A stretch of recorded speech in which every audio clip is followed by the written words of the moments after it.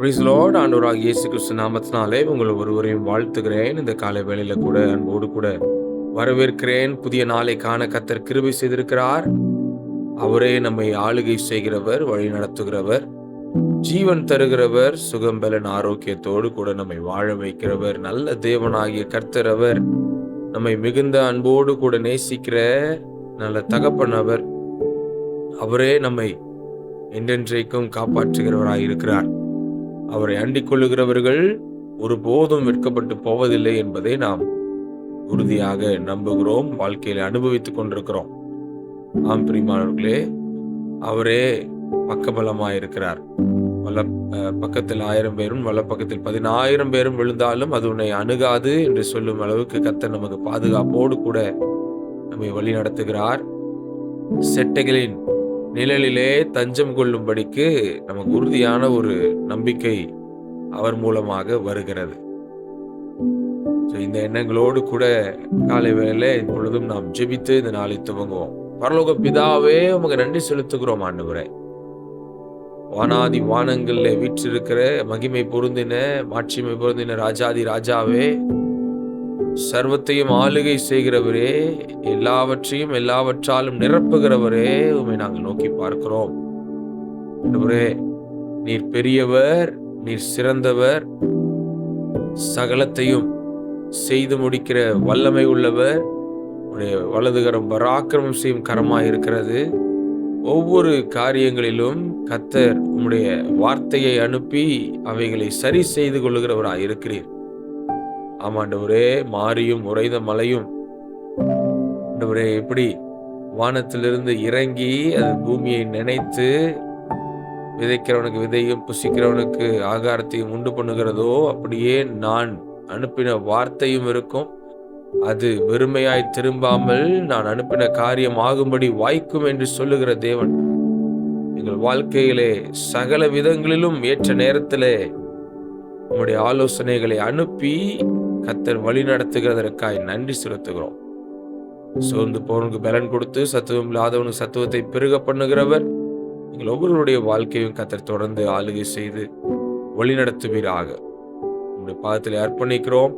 கர்த்தர் ஆளுகை செய்யுங்க. மீன்பரா இயேசு கிறிஸ்துவின் நாமத்தில் ஜெபிக்கிறோம் எங்கள் நல்ல பிதாவே. ஆமென், ஆமென். பிரியமானவர்களே, ஆண்டவராகிய இயேசு கிறிஸ்து நாமத்தினாலே உங்களை வாழ்த்துகிறேன். நம்முடைய பிதாவாகிய தேவனாலும் கர்த்தராகிய இயேசு கிறிஸ்துவினாலும் உங்களுக்கு கிருபையும் சமாதானமும் உண்டாவதாக. இந்த காலை வேளையிலும் ஒவ்வொரு வீடுகள் தோறும் கிருபை சமாதானமும் அதிகமாய் உண்டாகி பெருகட்டும் என்று சொல்லி வாழ்த்துகிறேன்.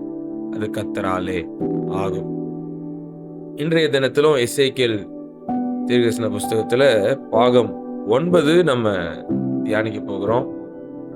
தலைப்பு faithful among a rebellious people, கலகக்கார ஜனங்களின் நடுவிலும் உண்மையாயிருங்கள் என்கிற தலைப்பு தான் தியானிக்க போறோம். அடுத்த வசனங்கள் நம்ம நேற்றைய தினத்துல தியானித்த வசனங்களுக்கு அதுக்கு அடுத்த வசனமாக எசேக்கியேல் 2ஆம் அதிகாரம் 3ஆம் வசனத்திலிருந்து, அவர் என்னை நோக்கி, மனுபுத்திரனே, எனக்கு விரோதமாய் எழும்பின கலகக்கார ஜாதியாகிய இஸ்ரவேல் புத்திரரிடத்திற்கு நான் உன்னை அனுப்புகிறேன்.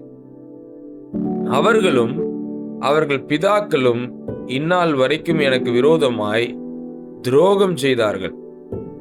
அவர்கள் கடின முகமும் முரட்டாட்ட இருதயமும் உள்ள புத்திரர். அவர்களிடத்திற்கு நான் உன்னை அனுப்புகிறேன். கர்த்தராகிய ஆண்டவர் இன்னதை உரைக்கிறார் என்று அவர்களோடே சொல்லு. கலக வீட்டாராகிய அவர்கள் கேட்டாலும் சரி கேளாவிட்டாலும் சரி, தங்களுக்குள்ளே ஒரு தீர்க்கதரிசி உண்டு என்கிறதை அவர்கள் அறிய வேண்டும். மனுபுத்திரனே, நீ அவர்களுக்கு பயப்பட வேண்டாம், அவர்கள் வார்த்தைகளுக்கும் அஞ்ச வேண்டாம். நெரிஞ்சல்களுக்குள்ளும் முள்ளுகளுக்குள்ளும் நீ தங்கி இருந்தாலும், நீ தேள்களுக்குள் வாசம் பண்ணினாலும், நீ அவர்கள் வார்த்தைகளுக்கு பயப்படாமலும் அவர்கள் முகத்துக்கு கலங்காமலும் இரு. அவர்கள் கலக வீட்டார், கலகக்காரராகிய அவர்கள் கேட்டாலும் சரி கேளாவிட்டாலும் சரி, நீ என் வார்த்தைகளை அவர்களுக்கு சொல்லு. மனுபுத்திரனே, நீ அந்த கலக வீட்டாரைப் போல கலகக்காரனாயிராமல் நான் உன்னோடே சொல்லுகிறதை கேள். உன் வாயை திறந்து நான் உனக்கு கொடுக்கிறதை புசி என்றார். பிரியமானவர்களே, இன்றைய நாள்ல கூட நம்ம தியானிக்கிற வசனங்களை பார்த்தோம்னா, போன பாகத்துல என்ன தியானித்தோமோ அதோடைய கண்டினியூஷன் தான். போன பாகத்துல என்ன தியானிச்சோம்னா, எசேக்கியேலை தேவன் எப்படி அவர் பணிவுக்குள்ள கொண்டு போய் அவனை உருவாக்கி அவனிடத்துல பேசி அவனுக்குள்ள ஆவியான ஒரு பலன் கொண்டு அவன் எழும்பி நின்று அந்த அந்த அழகான ஒரு சூழ்நிலையை எப்படி ரெடி பண்றாருங்கிறத நம்ம பார்த்தோம். இப்பொழுது அந்த எசேக்கியேலை தேவன் அழைத்து ஒரு கூட்ட ஜனங்க கிட்ட போய் ஊழியம் பண்ணுவதற்காக அவர் சொல்லுகிறத இந்த வசனங்கள் எல்லாம் நம்ம பார்த்தோம். தேவன் எசேக்கியேலுடைய ஊழியத்தை மக்களுடைய எண்ணிக்கையால அளவிடவில்லை.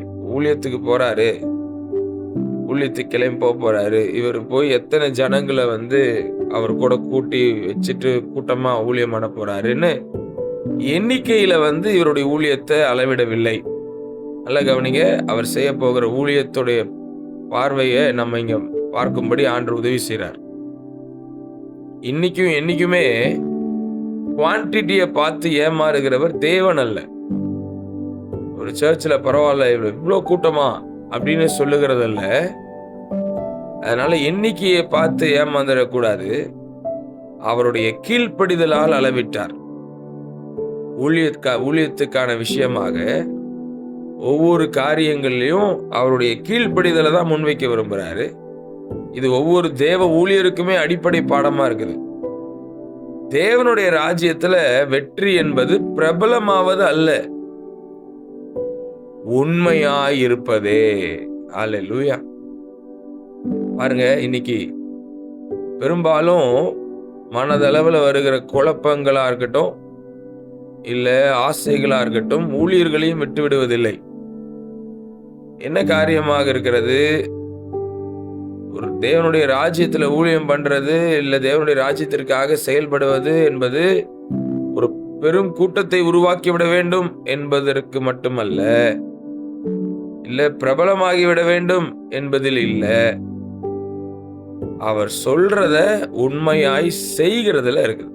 கர்த்தர் சொன்னாரு, இதை நான் செய்யறேன்.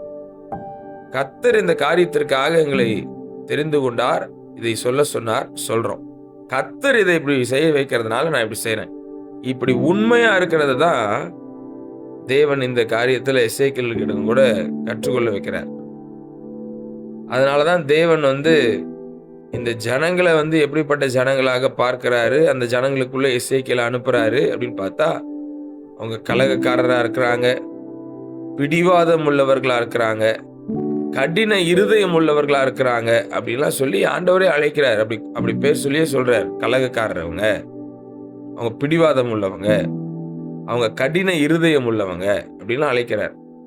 அழைச்சிட்டு அவங்க எப்படியோ போயிட்டு போறாங்கன்னு விடாம அவங்க மத்தியிலே தேவனுடைய வார்த்தையை எடுத்துட்டு போய் சொல்லும்படி எசேக்கியேலுக்கு சொல்றார்.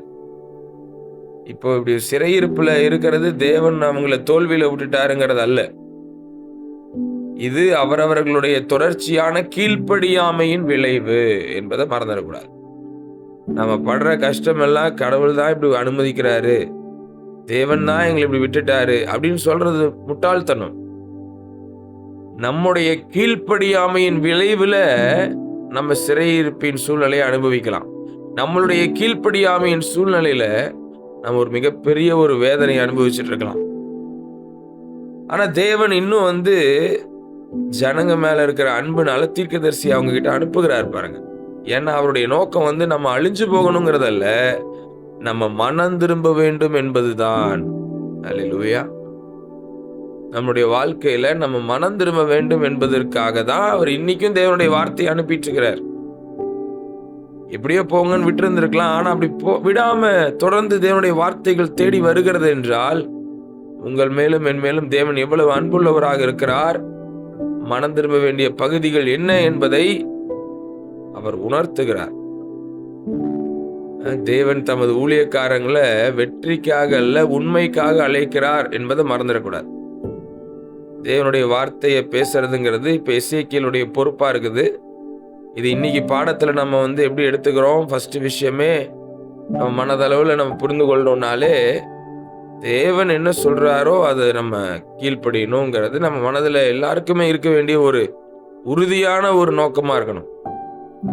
அதனால எசேக்கியேலுடைய பொறுப்பு என்னது? தேவனுடைய வார்த்தையை பேசுறது. மக்களுடைய பொறுப்பு என்னது? அதற்கு பதிலளிப்பது. ஊழியக்காரன் கீழ்ப்படிதலுக்கு பொறுப்பானவனா இருக்கணும். அந்த அந்த பிரசங்கத்தை கேட்கிறவங்க பதிலுக்கு பொறுப்பானவங்களா இருக்கிறாங்க. இது ரெண்டையும் ஒருபோதும் நம்ம குழப்ப கூடாது. ஸோ இன்றைய நாள்ல 6 lessons from Ezekiel's commission. எசேக்கியேலின் அழைப்பிலிருந்து 6 பாடங்களை நம்ம தியானிக்க போறோம், கற்றுக்கொள்ள போகிறோம். நம்ம வாழ்க்கைக்கான இன்றைய தினத்திற்கான 6 பாடங்கள் என்ன? இந்த எசேக்கியேலுடைய அழைப்பிலிருந்து தேவன் எசேக்கியேலை அழைத்தாரே, இப்படி போய் நீ பேச வேண்டும், இப்படி சொல்ல வேண்டும், இப்படி ஊழியத்தை செய்ய வேண்டும் என்று சொல்லி எசேக்கியேலை அழைத்தாரே, அந்த எசேக்கியேலை அழைத்த அழைப்பிலிருந்து 6 பாடங்களை இன்னைக்கு நம்ம தியானிக்கிறோம். ஃபர்ஸ்ட் விஷயம், God sends his servants. ஊழியர்களை தேவன் தான் அனுப்புகிறார் என்பதை உறுதியாக நம்புங்கள். ஏன்னா யோவான் 20:21 வாசிக்கிறோம், பிதா என்னை அனுப்பினது போல நானும் உங்களை அனுப்புகிறேன் என்று சொல்லி தான் சீஷர்களை அனுப்புகிறார். இயேசு கிறிஸ்துவை பிதாவானவர் அனுப்பினதால் வந்தார். அதே போல இயேசு கிறிஸ்துவும் சீஷர்களை அப்போஸ்தலராக ஜனக்கூட்டத்துக்கு மத்தியிலே அனுப்பினார். அவர்கள் வந்தார்கள்.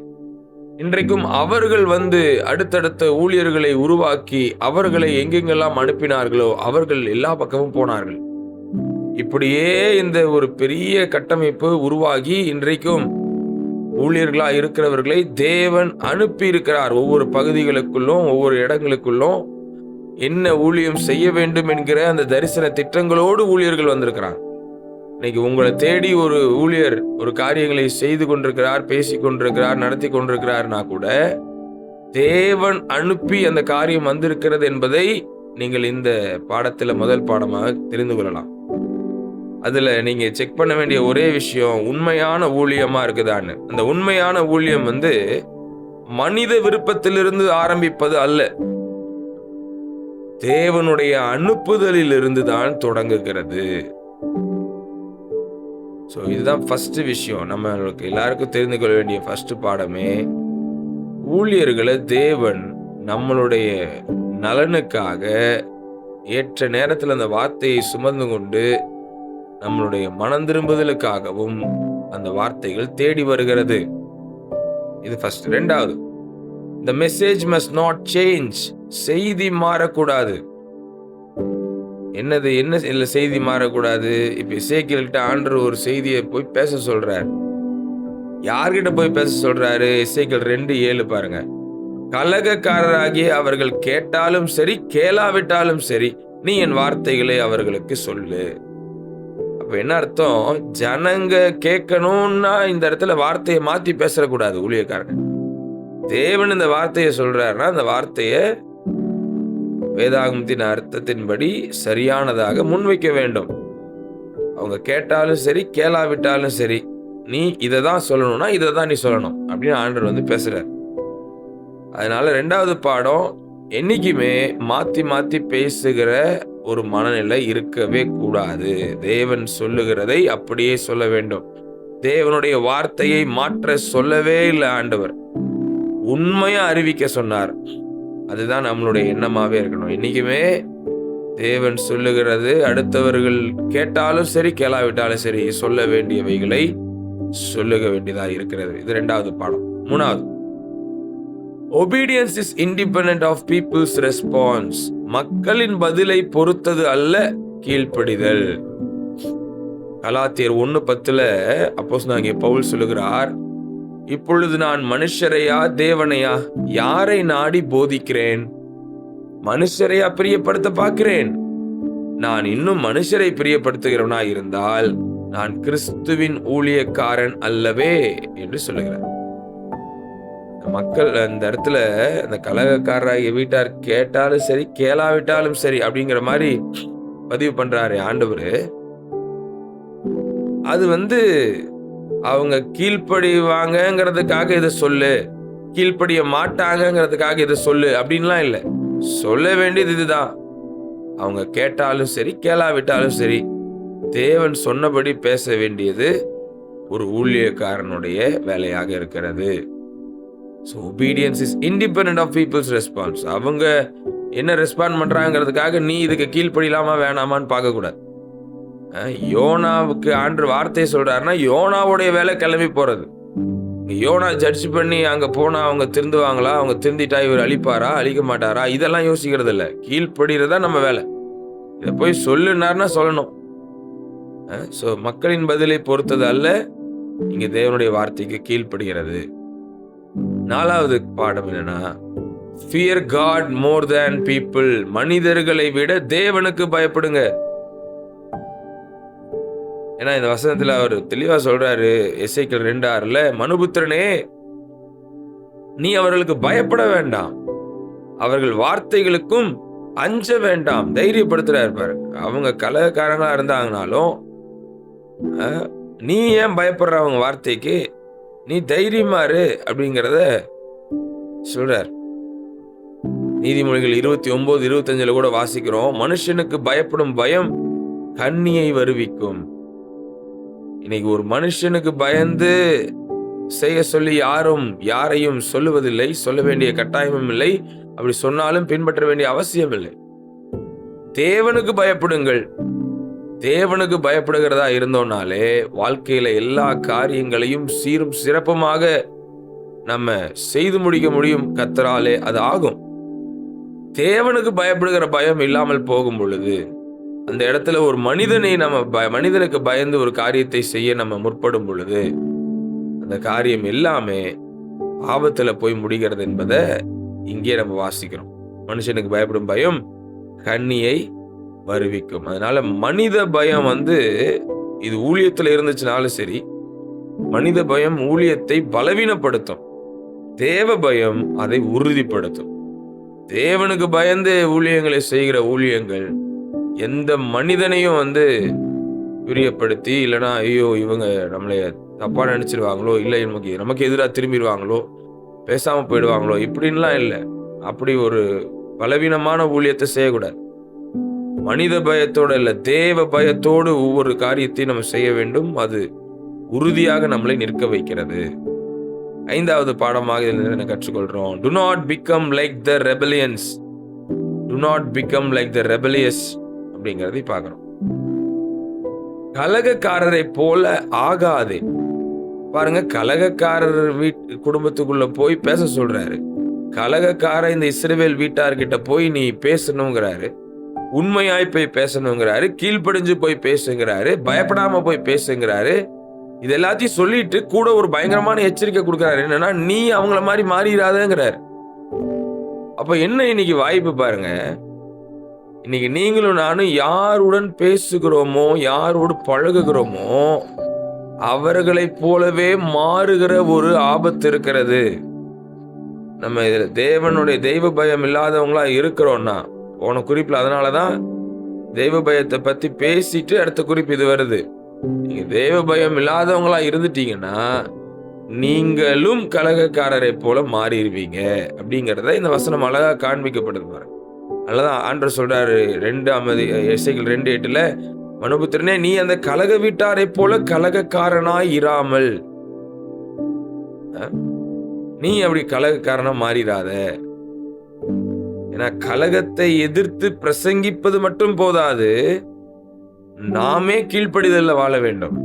நம்மளும் அதே மாதிரி கலகக்காரங்களா இருக்கக்கூடாது. கலகக்காரர் இங்க வார்த்தையை பதிவு பண்றாரு ஆண்டவர்.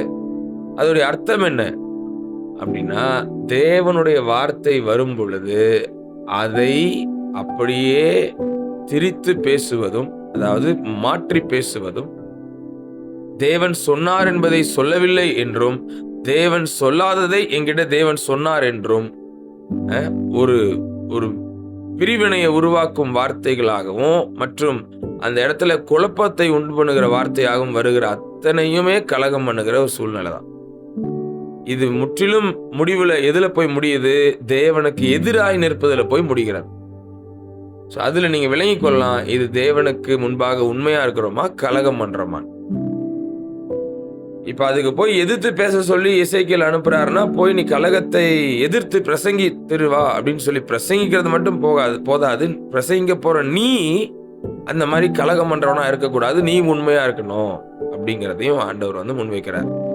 ஸோ ஒவ்வொரு ஜனங்களும் அடுத்தவங்களுக்கு அட்வைஸ் பண்றவங்களா இருந்தா, அடுத்தவங்களுக்கு பேசுறவங்களா இருந்தா, அடுத்தவங்களுக்கு நியாயம் சொல்றவங்களா இருந்தா, சொல்றவங்க முதல்ல கலகக்காரரா இருக்கக்கூடாது. கலகக்காரரா மாறவும் கூடாது. அவங்க கீழ்ப்படிதல்ல வாழ வேண்டும். 6வது, God gives grace before he gives responsibility. பொறுப்பிற்கு முன் கிருபைய தேவன் வைக்கிறாரு. ஏன்னா இவ்வளோ காரியத்தை போய் செய்யறதுக்கு எசேக்கியேலுக்கு தைரியம் இருக்குமா பிரதர்? எசேக்கியேல் ரெடி ஆயிருப்பாரா?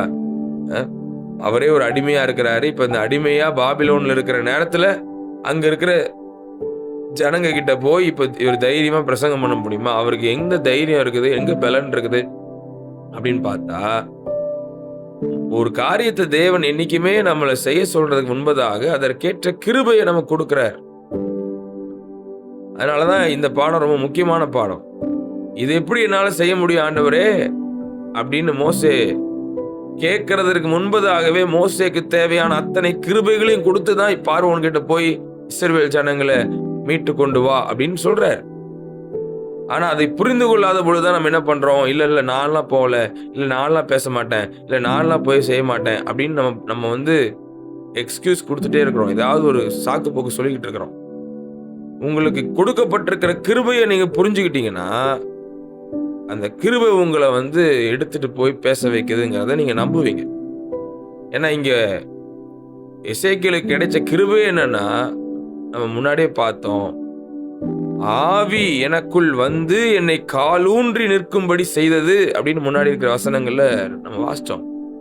இப்ப என்னை எழும்பி நிக்க வைத்தது, என்னை இந்த காரியத்தை செய்யும்படி எனக்கு பலன் கொடுத்தது எல்லாம் எனக்குள்ள ஆவியானவர் தான் கொடுத்தாரு அப்படிங்கிறத வசனத்துல ரொம்ப தெளிவா படிக்கிறோம். ஆவியானவர் ஒரு மனிதனுக்குள்ள வந்து பலன் கொடுக்கிறாரா? இதுக்கு அந்த மனிதன் என்ன புண்ணியம் பண்ணா அப்படின்னு பார்த்தா, இது புண்ணியம் பண்ணுவதாலோ பரிகாரம் பண்ணுவதாலோ அல்லது நல்ல செயலை செய்ததாலோ கிடைச்ச பலன் அல்ல. இது கிருபையாய் தேவன் கொடுத்தது. அது இலவசமாக அவனுக்கு வந்திருக்கிறது. இதற்கு அவனுக்கு எந்த தகுதியுமே இல்லை என்றாலும் கிருபையாய் அவனுக்குள்ள கிடைத்த பாக்கியம். அதனால கிருபையா முதல்ல ஆவியானவர் பலப்படுத்திட்டார் அவரை. காலூன்றி நிற்க செய்ததுன்னா என்னத்தனா, கிருபையால நான் நிற்கிறேன், கிருபையால் நான் நிலை நிற்கிறேன் அப்படின்னு சொல்லுவதற்கு அத்தனை செயலும் இப்பொழுது எசேக்கியேலுக்கு கிடைத்து விட்டது. இதற்கு பிறகுதான் என்ன செய்ய வேண்டும் என்பதற்கு நேராக அனுப்புகிறார். இன்னைக்கு ஊழியமா இருந்தாலும், நீங்க எந்த வேலையை செய்கிறவரா இருந்தாலும், நீங்க உங்களுடைய பலத்தை உங்களுடைய அறிவிலிருந்து நினைத்து வரும்படி நினைக்காதீர்கள். சோர்ந்து போய் விடுவீர்கள். நீங்கள் செய்ய வேண்டியதற்கான அத்தனை காரியங்களுக்குமான பலன் உங்க அறிவிலும் உங்கள் ஞானத்திலும் இருந்து வருகிறது என்று நினைத்தீர்கள் என்றால், உங்கள் திறமையிலிருந்தும் உங்கள் தாளந்திலிருந்து வருகிறது என்று நினைத்தீர்கள் என்றால், உங்கள் பணத்திலிருந்தும் செல்வாக்கிலிருந்தும் வருகிறது என்று நினைத்தீர்கள் என்றால் ஏமாந்து போய்விடுவீர்கள் அல்லது சோர்ந்து போய்விடுவீர்கள். நீங்கள் நினைவில் வைத்துக் கொள்ள வேண்டிய முதல் காரியம், இப்படிப்பட்ட செயல்களை, இப்படிப்பட்ட வேலைகளை, இப்படிப்பட்ட தொழில போய் இந்த தொழிலை செய்யறதிலேயே பின்பாக எனக்கு கிருபை கொடுக்கப்பட்டிருக்கிறது என்று நம்புங்கள். அந்த கிருபை உங்களை நடத்துகிறதை நீங்கள் பார்த்து நன்றி செலுத்த பழகிவிட்டீர்கள் என்றால், உங்களுக்குள்ளே சோர்வு அல்ல, புது பலன் வந்து கொண்டே இருக்கும். கர்த்தருக்கு காத்திருக்கிறவர்கள் புது பலன் அடைவார்கள். அப்போஸ்தலனாகிய பவுலை பார்த்து சொல்றாரு, என் கிருபை உனக்கு போதும், உன்னுடைய பலவீனத்திலே என்னுடைய பலன் பூர்ணமாய் விளங்கும் என்று. பலவீனத்தின் மத்தியில் நமக்கு தேவையானது கிருபை என்றால், ஒவ்வொரு சூழலிலும் நமக்கு தேவையாய் கிருபை இருக்கிறது. அந்த கிருபை நமக்கு ஆவியானவர் நம்மளை பலப்படுத்துகிறதிலிருந்தே ஆரம்பிக்கிறது. அல்லேலூயா. சோ இந்த 6 பாடங்களை இன்னைக்கு நம்ம தியானிக்கிறோம். பைபிள்ல வந்து வரலாற்றுல நம்ம ஒவ்வொன்றும் எடுத்து பார்க்கும்போது, எசேக்கியேல் வந்து கலகக்கார ஜனங்களிடம் அனுப்பப்பட்டார் இல்லையா? ஆனா இயேசு கிறிஸ்துவான இந்த உலகத்துக்கு வந்து பாவத்துல சிக்கியிருந்த முழு உலகத்திற்கே வந்தார். இந்த வாசிக்கிற சம்பவத்திலிருந்து கிறிஸ்துவின் வெளிப்பாடை நம்ம எப்படி புரிந்து கொள்ளலாம்னா, எசேக்கியேல் அனுப்பும்போது அவருடைய சொந்த ஜனங்க மத்தியிலே தான் பேசும்படி அனுப்பப்பட்டார். அதே போல இயேசு கிறிஸ்து தம்முடைய சொந்த ஜனங்களிடமே வந்தார். அவர்கள் அவரை ஏற்றுக்கொள்ளவில்லை. இருப்பினும் அவர் பிதாவுக்கு முழுமையாக கீழ்ப்படிந்தார். அவங்க கேட்டாலும் சரி, கேளாவிட்டாலும் சரி, இப்ப நானே வழியும் சத்தியம் ஜீவனுமா இருக்கிறேன்னு பிரசங்கம் பண்ணணும். அதை அவர் செய்தார். எசேக்கியேலுக்கு அன்னைக்கு சொல்லப்பட்ட காரியமே தான் இன்னைக்கு இயேசு கிறிஸ்துவானவர் வந்து செய்ததும். அவங்க கலகக்காரங்களா? ஆமா, கலகக்காரங்க தான். அவங்க இருதய கடினம் உள்ளவங்களா? ஆமா, இருதய கடினம் உள்ளவங்க தான். வணங்கா கழுத்து உள்ளவங்களா? ஆமா, வணங்கா கழுத்து உள்ளவங்க தான். என்ன சொன்னாலும் மாற மாட்டாங்களா? என்ன சொன்னாலும் மாற மாட்டாங்க. ஆனாலும் நீ சொல்ல வேண்டியது சொல்லணும். ஓகே, நான் சொல்றேன் அப்படிங்கறதான் உண்மையா கீழ்ப்படுகிறது. எசேக்கியேலும் கீழ்ப்படுகிறார், இயேசு கிறிஸ்து கீழ்ப்படிந்தார். சிலுவையில் நம் கலகத்திற்கான தண்டனையை அவர் சுமந்தார். பரிகாரமாகவும் மாறி இருக்கிறார். பாருங்க, ஒரு எடுத்துக்காட்டுக்கு ஒரு கலங்கரை விளக்கம் இருக்குன்னு வச்சுக்கோங்களேன். கடலோரத்துல லைட் ஹவுஸ் இருக்குது, கலங்கரை விளக்கம். கடலில் செல்லும் கப்பல்களை தொடர்ந்து அது ஓடுவதில்லை பின்னாடியே. எங்க அங்க போறீங்க, அங்க போறீங்க, இருங்க இருங்க இருங்க, அங்க போவாதீங்க அப்படின்னு அவங்க கூடயே போயிடல பாருங்க. அது தன் இடத்தில் உறுதியாக நின்று ஒளி வீசுகிறது. அது மாறவில்லை, அது எங்கேயும் ஓடவில்லை. அதனுடைய உண்மை தன்மையிலிருந்து அது ஒளி வீசுகிறது. சிலர் அந்த ஒளியை பின்பற்றி அதனிடத்தில் வருகிறார்கள், சிலர் அந்த ஒளியை புறக்கணிக்கிறார்கள். அந்த ஒளியை பின்பற்றி வருகிறவர்கள் கரை சேருகிறார்கள். அந்த ஒளியை பின்பற்றாமல் புறக்கணிக்கிறவர்கள் நடுக்கடலிலேயே அலக்களிக்கப்பட்டு மூழ்கடிக்கப்படுகிறார்கள். இதில் அந்த கலங்கரை விளக்கத்துடைய பொறுப்பு என்னது? ஒளி வீசுவது மட்டும்தான். அதே போல இன்றைக்கும் கிறிஸ்துவின் சபை என்பது உண்மையின் ஒளியை நிலைத்தன்மையுடன் பிரகாசிக்க வேண்டும். தேவனுடைய வார்த்தைகளுக்காக வைராக்கியமாய் பேச வேண்டும். தேவன் எப்படிப்பட்டவர் என்பதை சொல்ல வேண்டும். ஜனங்களுக்கு தேவன் யார் என்கிறதை அடையாளத்துவப்படுத்தி காட்ட வேண்டும். கேட்டாலும் சரி, கேளாவிட்டாலும் சரி, தேவன் சொன்னார் என்றால் அதை சொல்ல வேண்டும். தேவன் இவைகளை தெளிவாக இந்த பகுதியிலிருந்து நமக்கு கற்றுக் கொடுக்கிறார். இன்றைக்கான தியான கேள்விகள் நம்மை பார்த்தே நாம் கேட்டுக்கொள்ள வேண்டியது. முதல் கேள்வி, நான் தேவனை மகிழ்விப்பதிலா மனிதர்களை மகிழ்விப்பதிலா எதில் கவனம் செலுத்துகிறேன்? தேவனை மகிழ்விக்க வேண்டும் என்று நான் நினைச்சா தேவனுக்கு கீழ்ப்படிவேன். இல்ல, எனக்கு தேவன் முக்கியம் இல்ல, மனுஷங்களை தான் நான் சந்தோஷப்படுத்தணும், பிரியப்படுத்தணும்னா நான் அதுக்கேத்த மாதிரி வேற மாதிரி நடந்துக்கிறேன். எதுல கவனம் செலுத்தணும்? அதை இன்னைக்கு உங்க இருதயத்துக்குள்ள கேட்கிறீங்க. இரண்டாவது, ஏற்றுக்கொள்ளப்பட வேண்டும் என்பதற்காக தேவனுடைய வார்த்தையை நான் மாற்றி இருக்கிறேனா? எல்லா ஜனங்களும் இதை ஏத்துக்க மாட்டாங்க.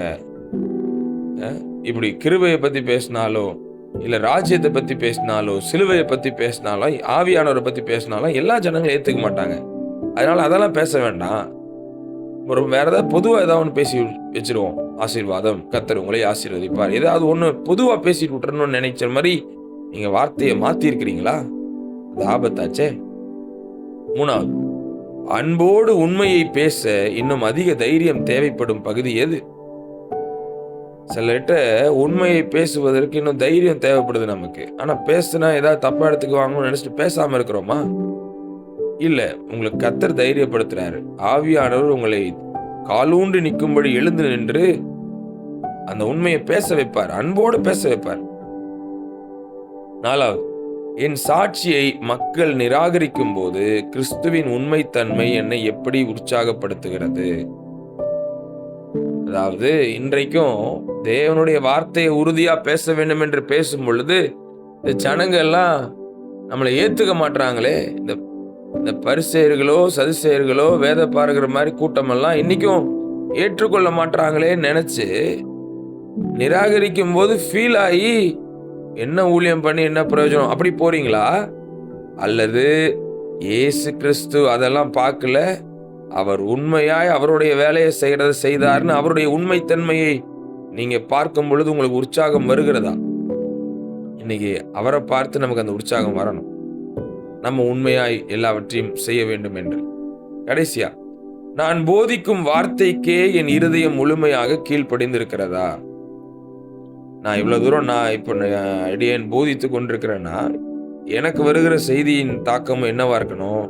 இந்த போதிக்கிற வார்த்தையெல்லாம் முதல்ல நான் முழுமையா அதுக்கு கீழ்ப்படுகிறேன். நான் நிச்சயமாக அதற்கு அர்ப்பணிக்கிறவர்களாக இருக்கணும், கீழ்ப்படுகிறவங்களா இருக்கணும்.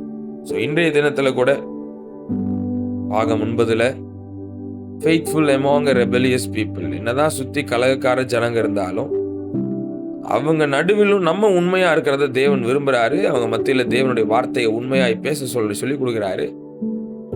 அவங்கள மாதிரி நம்ம கலகக்காரங்களா மாறக்கூடாது என்பதையும் அவர் விரும்புகிறாரு. நம்ம தேவனை பிரியப்படுத்துறவங்களா இருக்கணுமே தவிர மனுஷங்களை பிரியப்படுத்துறவங்க அல்ல. தேவனுக்கு பயப்படுறவங்களா இருக்கணும், மனுஷங்களுக்கு பயப்படுறவங்க அல்ல. நம்ம கீழ்ப்படிதல் உள்ளவங்களா இருக்கணும், கலகக்காரங்களா இல்லை. இப்படிப்பட்ட பாடங்களை எல்லாம் தியானிக்க கர்த்தர் உதவி செய்தார். வார்த்தைகளுக்கு நம்ம இன்றைக்கும் செவி கொடுப்போம். கர்த்தர் தாமே நம்மை தொடர்ந்து வழி நடத்துவாராக. நாம் ஜெபிப்போம். பரலோக பிதாவே, இந்த காலை வேளைக்காய் நன்றி செலுத்துகிறோம். இன்றைக்கு நாங்கள் தியானித்த இந்த வார்த்தைகளுக்காய் நன்றி அப்பா. ஆண்டவரே, உம்முடைய வார்த்தைகளே நாங்கள் தெளிவடைகிறோம். உம்முடைய வார்த்தையில நாங்கள் பலன் கொள்ளுகிறோம்.